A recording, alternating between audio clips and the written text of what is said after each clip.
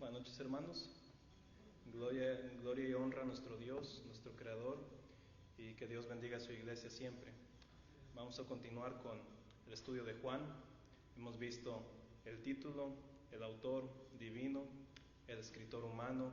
Todos esos aspectos fundamentales de la introducción ya los hemos repasado con mucha claridad. Y si algo no ha quedado claro, a través de la exposición en los siguientes meses se hará un poco más claro. El día de hoy quiero iniciar o casi concluir con esta introducción, y lo último que vamos a tocar es lo que es la cristología de Juan. Cristología, el propio nombre o la palabra te lo indica, es el estudio de Cristo. Y el libro de Juan es un libro altamente cristológico. Escogí este monte para la ilustración de esta serie de estudios por una razón.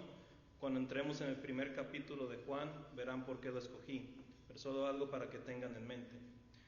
La cristología de Juan. Si pueden acompañarme por favor a Juan 20:31. Juan 20:31. No creo que lo vamos a tener en pantalla, entonces los textos lo vamos a leer con nuestras propias Biblias, si es posible. Juan 20:31. Ya hemos notado de que el libro de Juan es distinto de los evangelios sinópticos.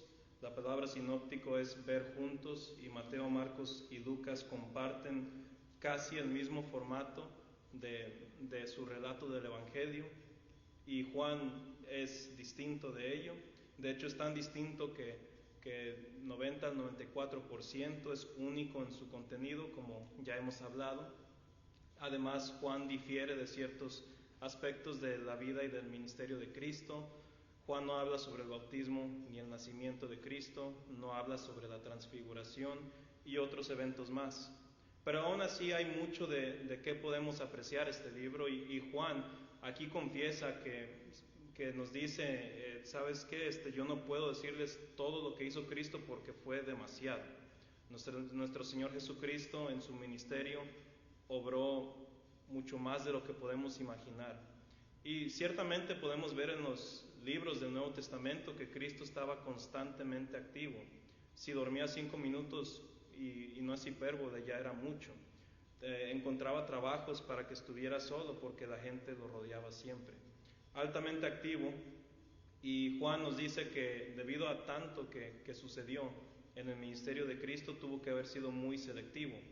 Y nos dice Juan 20:30 al 31, hizo además Jesús muchas otras señales en presencia de sus discípulos, las cuales no están escritas en este libro. Pero estas se han escrito para que creáis que Jesús es el Cristo, el Hijo de Dios, y para que creyendo tengáis vida en su nombre. Puedes llamar este versículo 31 la tesis o el tema o el propósito de Juan.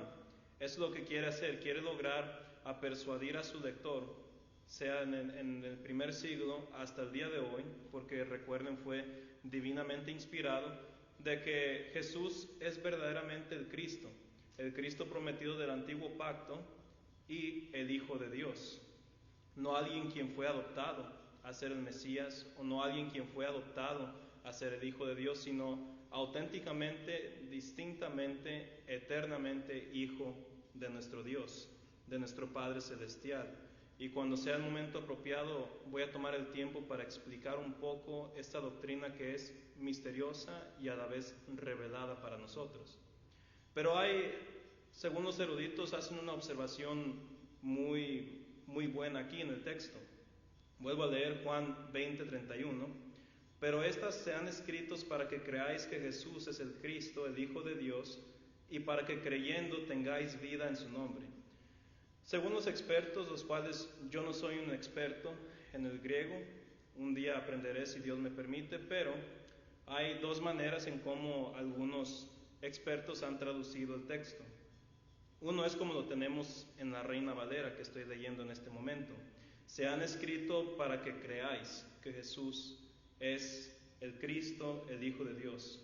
El propósito de Juan es para convencerte, para persuadirte de que Jesús es precisamente Cristo, e Hijo de Dios.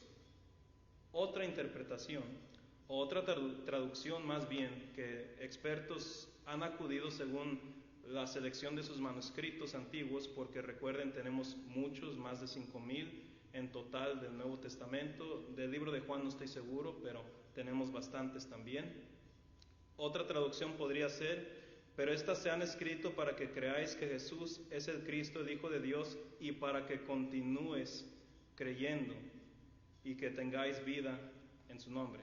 Entonces, dos traducciones posibles, y la Reina Valera, los que traducieron la Reina Valera o hicieron esta edición, decidieron ir con esto de que quizá Juan tenía en mente propósitos evangelísticos. Estaba escribiendo Juan desde Éfeso, como ya hemos notado, y quizá viendo las multitudes de gentiles quienes no tenían familiaridad con las escrituras del antiguo pacto, quiso darle a estas audiencias un manual, si se puede decir así, o una introducción a quién es Cristo y qué es su evangelio. Pero otra, en la segunda traducción, que también en cuanto al contexto del libro es muy posible de adoptar: a que continúes creyendo y tengáis vida en su nombre. Ambas traducciones, en mi opinión, son aceptables, y les voy a decir por qué. Ya he hablado mucho sobre los propósitos evangelísticos de Juan. Ahora veamos las posibilidades que hay en esta segunda traducción.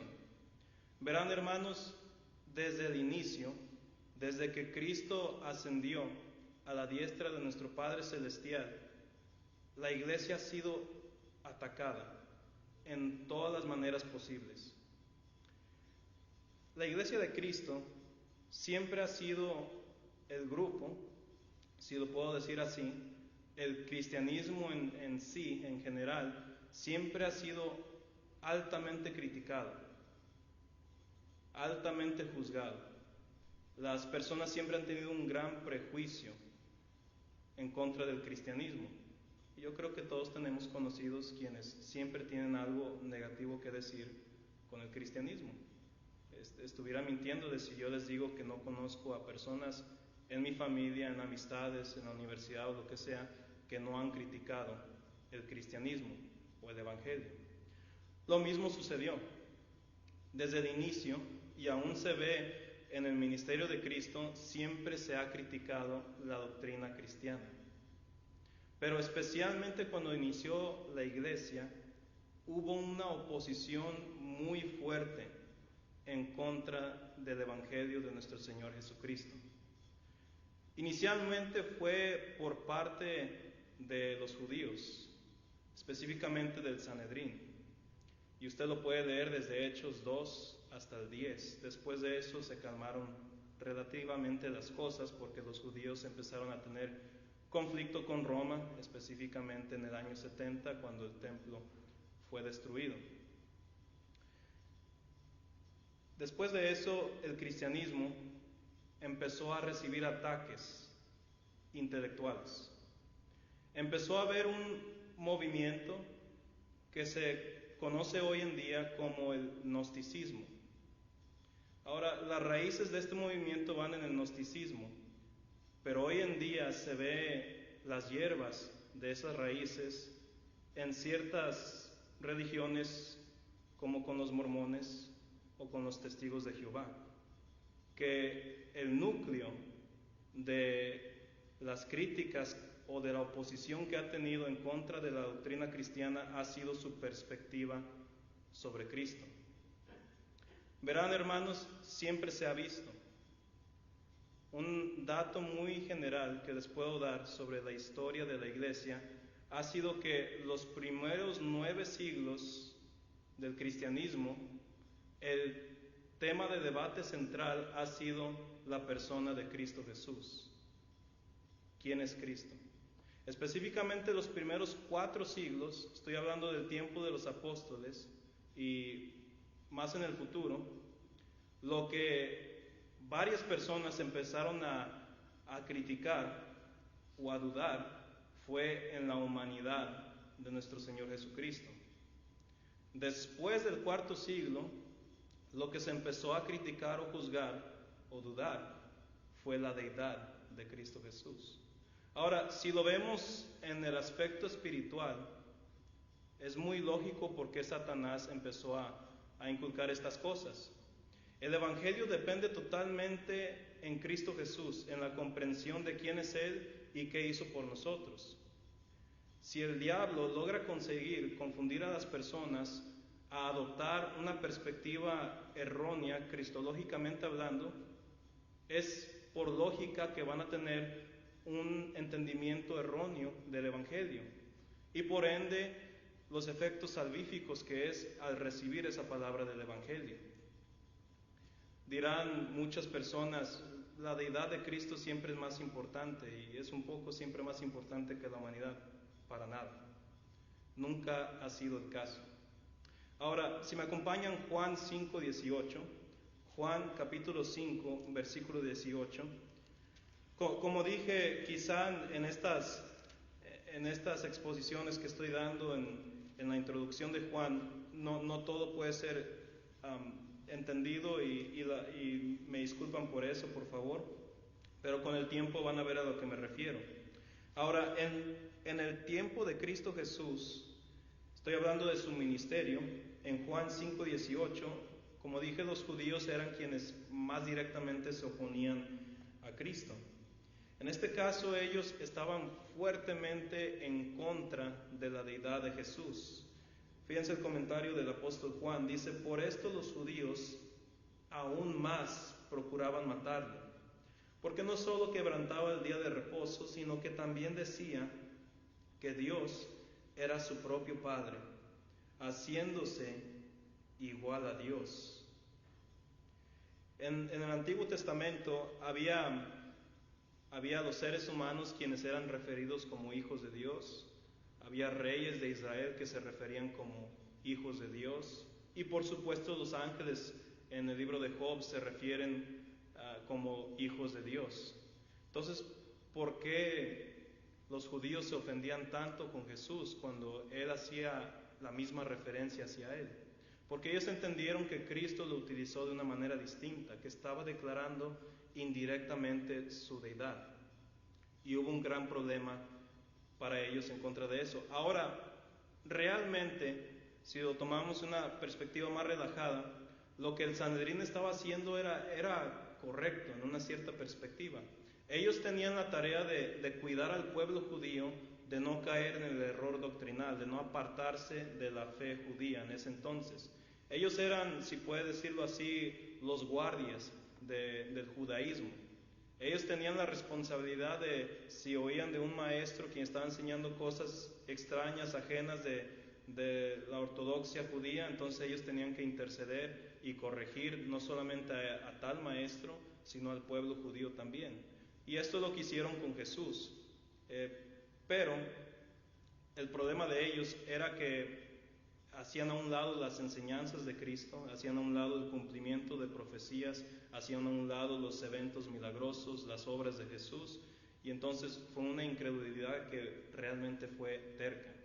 Entonces se inició dudando de la deidad de Jesús, pero después de la ascensión de Cristo, como dije, lo que se empezó a dudar fue su humanidad. Y este grupo que les mencioné, los gnósticos, eran un grupo que ya estaba emergiendo en el tiempo de los apóstoles.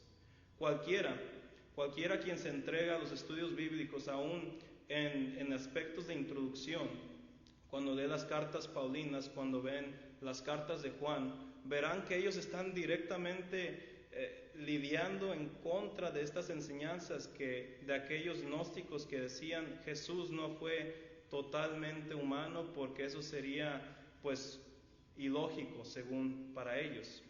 Y verán, ellos basaban sus creencias de las enseñanzas del filósofo Platón.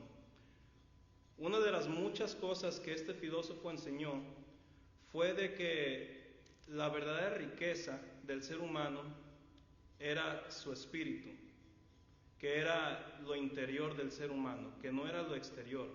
Lo exterior realmente era malo.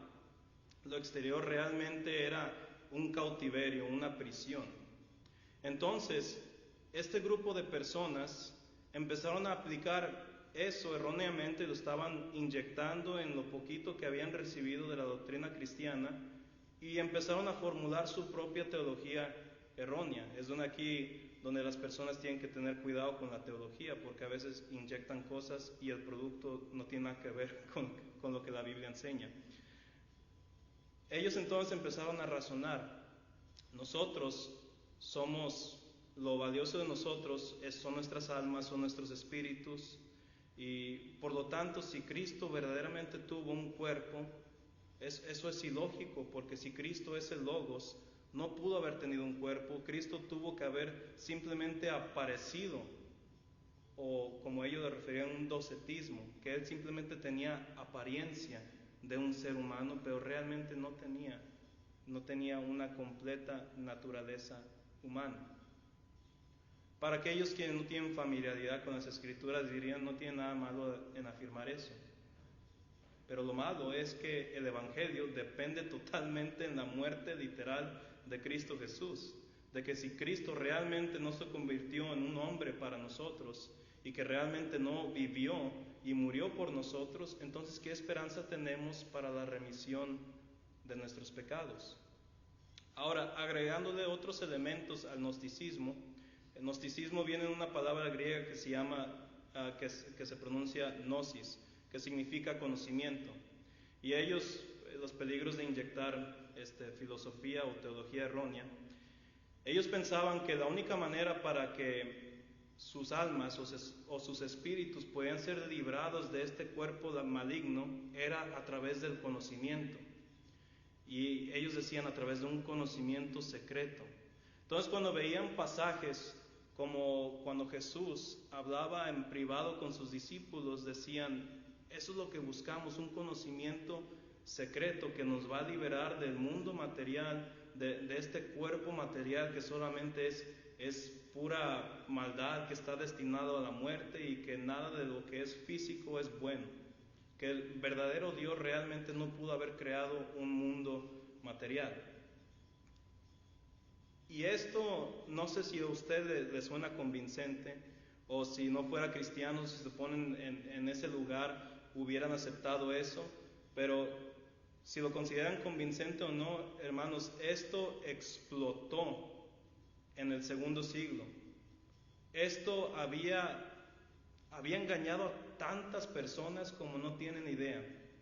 Como dije, los primeros 4 siglos, en cuanto a las enseñanzas que ellos tenían, o esas perspectivas del mundo material y del cuerpo, habían engañado a muchas personas y estaban rechazando doctrinas importantes, como el hecho de que Cristo tomó forma de siervo y que se convirtió en un hombre por nosotros, y estaban totalmente distorsionando el mensaje del Evangelio. Esos movimientos y otros más fue la razón del por qué Juan tiene tanta cristología, siendo uno de los últimos libros que fueron escritos del Nuevo Testamento, y teniendo perfectamente la noción de que estaba habiendo muchos ataques hacia la doctrina cristiana, él sabía que tenía que darle una riqueza doctrinal a la iglesia para que esté en guardia en contra de estas inconsistencias indoctrinales y que eran francamente muy persuasivas y engañosas. Es por eso que Juan habla de Cristo como el Verbo o como el Logos, habla de la deidad de Jesús, habla de la humanidad de Jesús, el hecho de que Cristo sangró, de que Cristo tuvo que comer alimento, de que Cristo tuvo que morir, de que Cristo incluso hasta lloró, declarando su humanidad. Habla de Cristo como el Hijo de Dios, altamente hablado en los otros evangelios, en los otros relatos, pero aún más aquí, con un poco más de datos revelados a nosotros para que desarrollemos un entendimiento más rico de esto. Habla de Jesús como el Mesías y habla de Jesús como el nuevo templo de Dios y para el hombre. Esta es una perspectiva increíblemente hermosa de nuestro Dios. Ya empezamos con Juan 5, versículo 18. Habla sobre la deidad de nuestro Señor Jesucristo. Pero hablemos un poco sobre lo que significa esto de Jesús como el Verbo de Dios o como el Logos. Tengo una definición práctica aquí, lo vamos a hablar más en detalle en el futuro, pero Cristo como el Verbo o como el Logos, lo que Juan quiere comunicarnos es que Él es la entidad divina y personal que es responsable de la creación. Y no solamente de la creación, no creó y simplemente se retiró para que la creación tomara forma en sí, sino creó y también es responsable del gobierno del universo. Él es el poder creativo de Dios, quien expresa racionalmente y personalmente el mensaje de Dios. Entonces, cuando Juan lo presenta así, en el principio era el Verbo y el Verbo era con Dios y el Verbo era Dios, está exaltando a Jesús de una manera que nadie jamás lo había hecho, o de por lo menos de una manera distinta que Mateo, Marcos y Lucas no lo habían hecho en ese entonces. Está reconciliando tanto las doctrinas del antiguo pacto con aquellas perspectivas quienes tenían los griegos, pero ahora los está corrigiendo con las Sagradas Escrituras. Está diciendo Jesús es más que un líder político, Jesús es más que un simple judío, Jesús es el Logos, es aquella entidad divina quien es responsable de la creación, de que en Él está el origen de lo que es la belleza, de lo que es la racionalidad, de lo que son las matemáticas, de lo que es la lógica, de lo que es el amor, de todo objeto abstracto, de todo objeto concebible e inconcebible que es perfecto. Cristo, en otras palabras y en simple, lo es el todo, está diciendo Juan. Y ese Logos misterioso se hizo carne y habitó entre nosotros para deliberarnos el mensaje de amor y de conocimiento de nuestro Dios personalmente a nosotros. Un mensaje increíble en el prólogo del apóstol Juan. Habla extensivamente de Jesús como el Logos y veremos el contexto griego de eso cuando entremos en el primer capítulo, pero solo viendo los versículos aquí, Juan explica que Cristo como el Logos es preexistente y eterno. Cristo como el Logos no fue creado tal como los gnósticos habían creído o las denominaciones de los gnósticos habían creído, porque eso también era una creencia en los primeros 4 siglos, que Cristo de alguna manera fue creado como una criatura inferior al Padre o a Dios o a esta esencia perfecta que ellos habían erróneamente formulado en sus mentes, en su gnosticismo, en su conocimiento misterioso y secreto. Juan habla de Jesús como una entidad divina y personal, no es totalmente abstracto, es misterioso por supuesto, pero es personal, puede y tiene capacidad y quiere comunión con su creación. Habla del Jesús y del Logos, quienes son el mismo, como alguien quien tiene una comunión íntima con nuestro Dios. Y si Él tiene una comunión íntima con nuestro Dios, Él es el único calificado para explicarte quién es Dios. Y Él es el único quien puede ejemplificar en la carne cómo es Dios. Por eso es tan hermoso leer el libro de Juan y ver las obras de Jesús y ver las palabras de Jesús, porque son las mismas palabras y obras de Dios. Por eso es tan grande este libro, por eso Clemente de Alejandría dijo, y Juan escribió un evangelio espiritual. Está hablando de Dios en la creación, en la persona de nuestro Señor Jesucristo. Siendo el Logos, dice Juan en el versículo 1, es Dios por naturaleza y parte de la deidad a la vez. Es Dios, pero es distinto del Padre a la vez.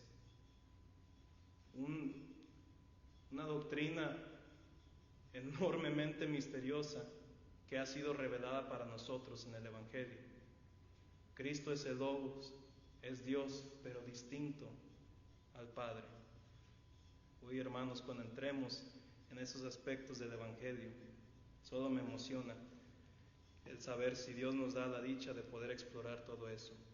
Cristo como el Logos es creador, dice el versículo 3 y 10, es la fuente de vida espiritual. Si nosotros tenemos un tacto o una percepción de lo que es bueno, moral o espiritual, es debido al Logos, quien es el creador, quien es el responsable de la providencia de nuestro Dios y quien está íntimamente involucrado en nuestras vidas. Es por Él que tenemos racionalidad y sentimientos y valores. Pero cuando nos separamos de Él, desarrollamos sistemas filosóficos, éticos que son erróneos. Pero cuando nos acercamos a Él, somos guiados correctamente para saber cómo es vivir una vida en santidad y en comunión con nuestro Dios. Y el único quien es capaz de lograr esa comunión con nuestro Dios, entre el hombre y Dios, es el Logos, nuestro Señor Jesucristo. Y sorprendentemente Juan hace la gran declaración, algo que ningún griego hubiera osado decir en ese entonces, es que el Logos fue encarnado. Ya les expliqué lo que Platón y sus lineajes creían sobre el universo material, que el universo material y el cuerpo es malo, que no fue creado por Dios, que realmente mi cuerpo es como una prisión y mi alma está dentro de esa prisión tratando de salir, cuando en el principio Dios nos dice que todo lo que creó fue bueno y de gran manera. Y eso se refiere a tanto, no solamente el alma del hombre, sino su cuerpo también, no solamente su coro celestial, sino el mundo material también. Todo lo que creó Dios, físico y espiritual, fue bueno, y lo que interrumpió lo bueno de esa creación fue el pecado. Pero Dios creó tanto el alma como el cuerpo, y Dios ama tanto el alma como el cuerpo. Y una de las promesas bellas que tenemos en el Evangelio es la resurrección, donde no solamente hace referencia al alma o al espíritu, una promesa al alma o al espíritu, una promesa a nuestros cuerpos también. Vamos a hablar de todo eso, de esos aspectos del humanismo, del verdadero humanismo, donde nuestro Señor Jesucristo nos redefine lo que significa ser un ser humano creado a la imagen y semejanza